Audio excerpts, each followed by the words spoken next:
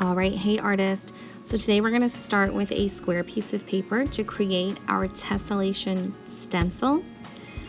We're going to be using the translation or the slide over method.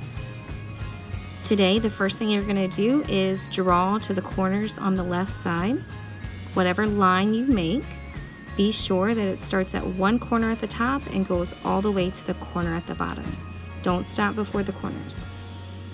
Number 2, draw another line. Maybe it's a different type, maybe it's a different size, but draw a different line on the bottom side. Notice that I'm still lining that line up with one of the corners. Next, you're going to take your time to cut out your shapes and slide them up or over, whichever way they were pointed on your paper. Use mine as an example if you need to.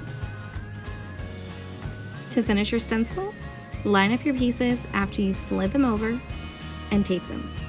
Remember, we're not going to flip these pieces, we're not going to turn them around, we're just sliding them up or over and taping them to line up with your square. I'll come around to help. All right, step 1 for making our Tessellation Monsters. Trace your stencil with a pencil. Fill the whole paper with your shapes, just like you see in my example coming up next.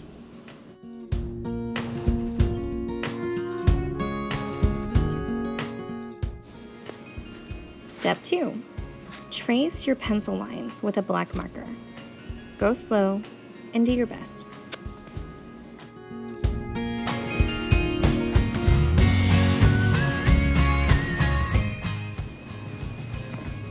All right, step 3. You are going to rotate, which means to turn, your paper around different directions to choose which viewpoint you like.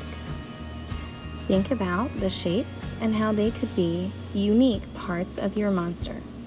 Look at the way I did mine.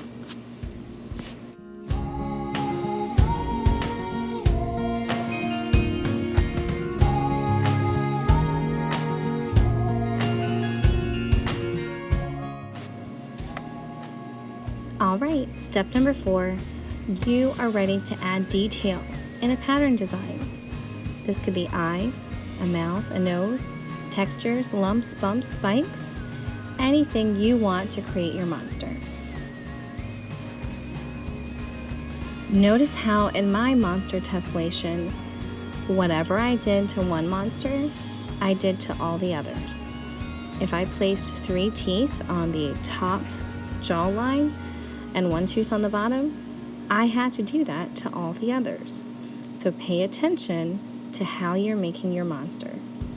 The tessellation portion of this project is creating a shape or a design that is interlocking like a puzzle, but repeats to fill the entire space.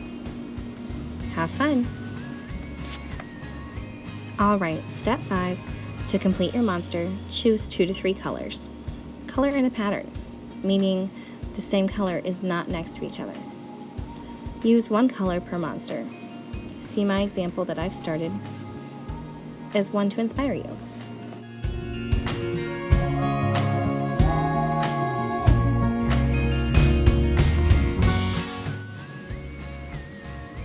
All right, artist.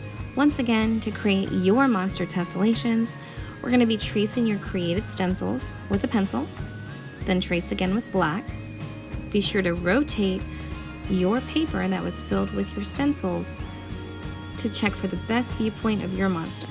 Then add monster details in a pattern, and then choose 2 to 3 colors, color 1 color per monster in a pattern. I can't wait to see your amazing monster tessellations. Let's get started, and happy making!